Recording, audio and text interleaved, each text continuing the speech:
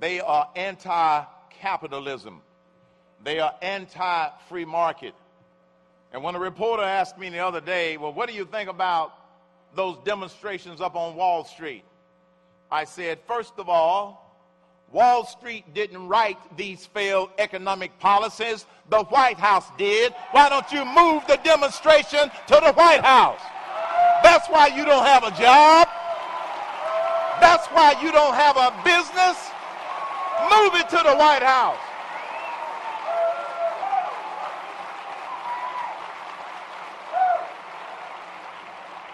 You see, it gets back to working on the right problem. They're not working on the right problem. Wall Street didn't write those failed policies. Wall Street didn't spend $1 trillion. Wall Street isn't asking to spend another $450 billion. It didn't work with $1 trillion. It's not going to work with $400 billion. You can demonstrate all you want to on Wall Street. The problem is 1600 Pennsylvania Avenue.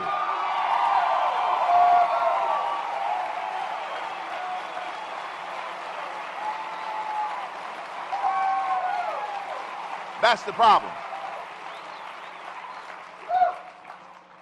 And if you never work on the right problem, you're never going to get the right answer.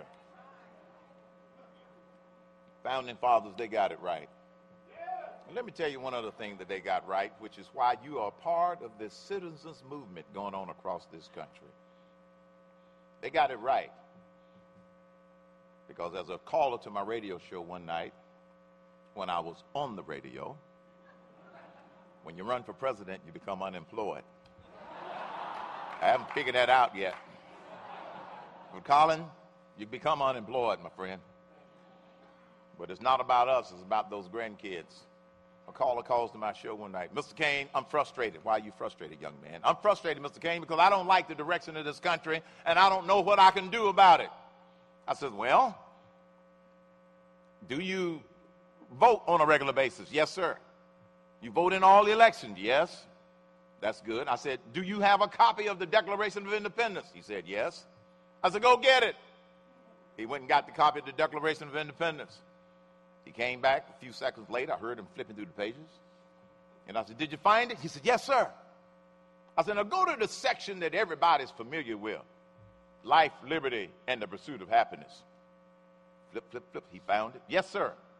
I said, now here's what you can do if you want to change the direction of this nation. He said, what's that? I said, when you get to life, liberty, and the pursuit of happiness, keep reading. Because it says, when any form of government becomes destructive of those ideals, it is the right of the people to alter or abolish it. We've got some altering and some abolishing to do. It's our right. Alter and abolish.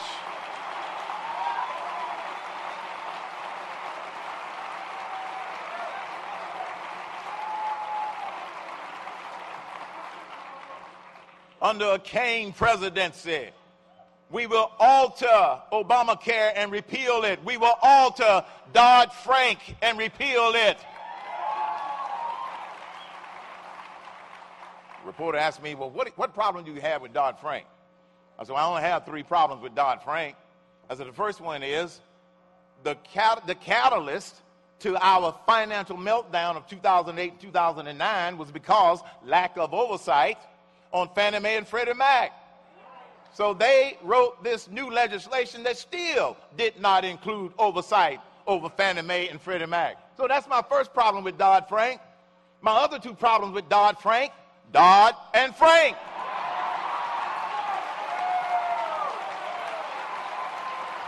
It's not complicated.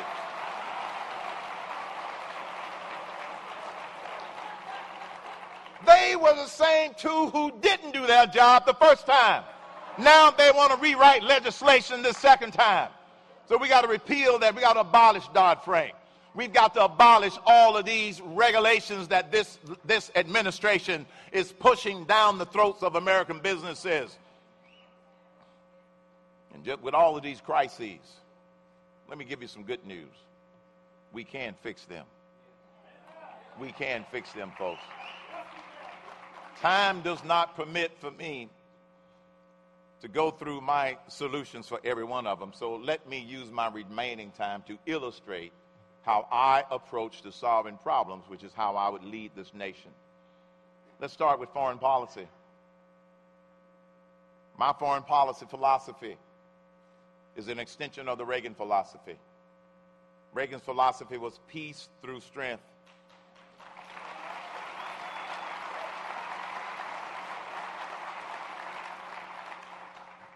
The Cain philosophy is peace through strength and clarity.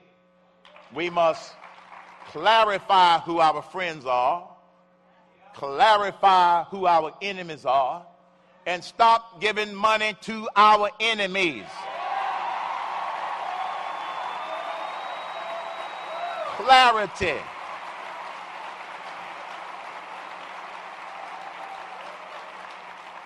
And as we clarify who our friends are, then tell the rest of the world who are our friends that we are going to stand by, so they will know not to mess with our friends, like the nation of Israel. If you mess with Israel, you're messing with the United States of America.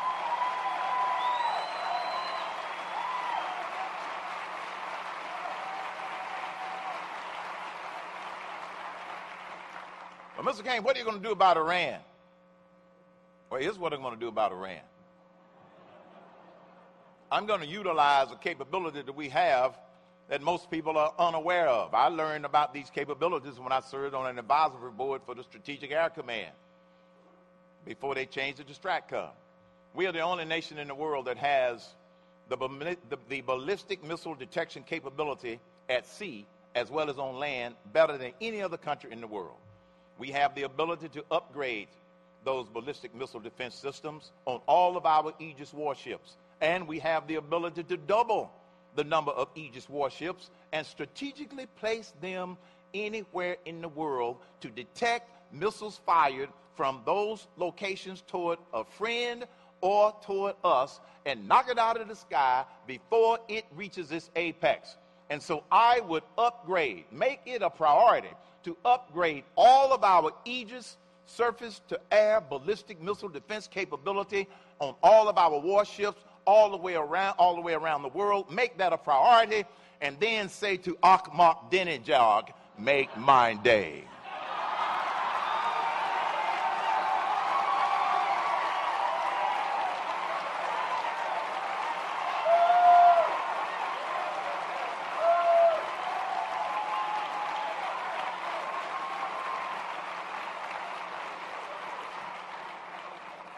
Peace through strength and clarity. Make it clear where America stands with its friends. One more example. This economy is on life support. We cannot keep tinkering around the edges. This is why I, along with my economic advisory team, developed a bold solution. Not another simple mess around the edges kind of solution. This solution starts with throwing out the existing tax code, which is a mess.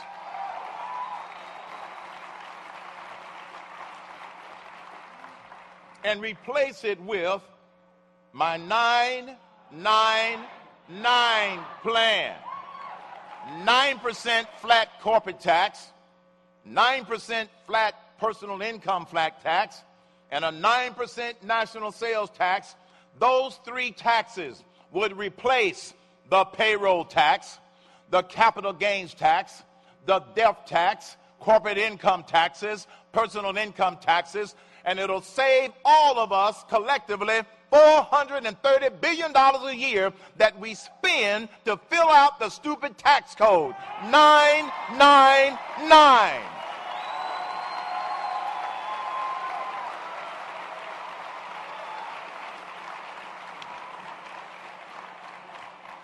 You know, I told you about that bullseye on my back. Well, see, the critics are already trying to prove why 999 is not a good idea. No, there has been some very serious thinking that went into that. We designed it such that it would be revenue neutral. And so what happens is when you see some of these reports talking about it won't do this and it won't do that and it won't do this and it won't do that, they have changed the assumptions. If you want to know what the assumptions are, why don't you come to me and my people and we'll explain to you what the assumptions are. But they don't want to do that. 999 does something very fundamental. 3 additional benefits. Number 1, it provides certainty to the business community because businesses will get out of the survival mode and go back into a growth mode, and 999 means jobs, jobs, jobs.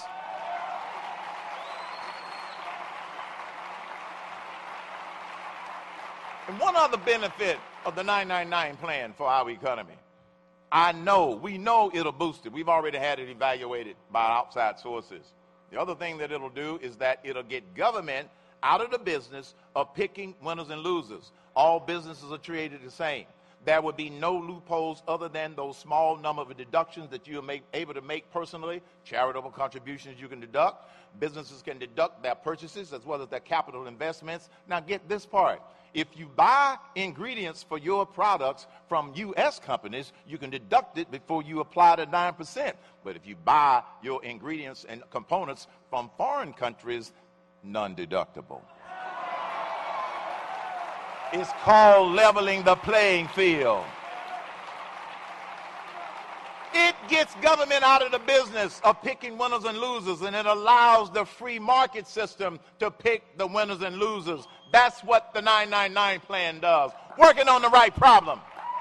Working on the right problem. One of the other questions that I often get as I close, why are you running for president? To be president.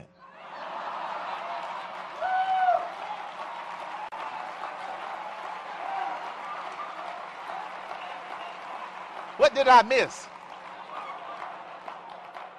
I'm not running to go to Disneyland.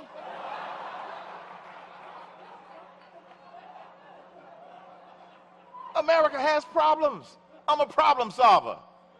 That's why I'm running. And my challenge to you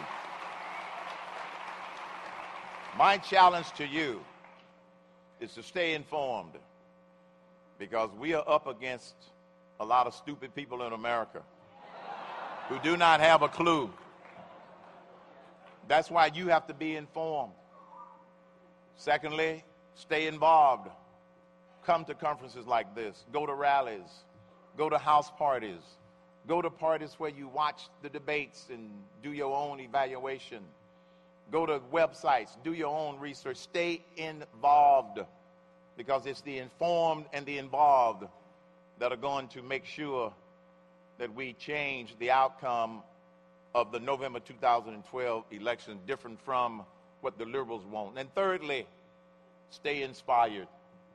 They want you to believe that we can't do this.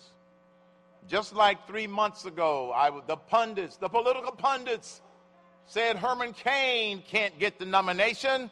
Herman Cain cannot win the presidency because he doesn't have high name ID. He doesn't have $1 kajillion, and he's never held public office. Well, let me tell you what the American people are saying. They don't care about $1 quadrillion. America wants to raise some cane, not raise more money. That's what the voters are saying.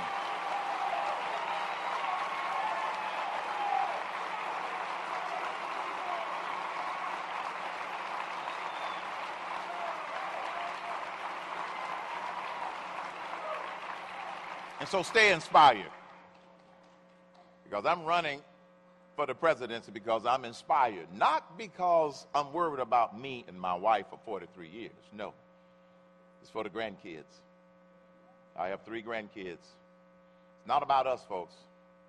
It's about the grandkids. And I remember the first time I looked in the face of my first grandchild, 1999.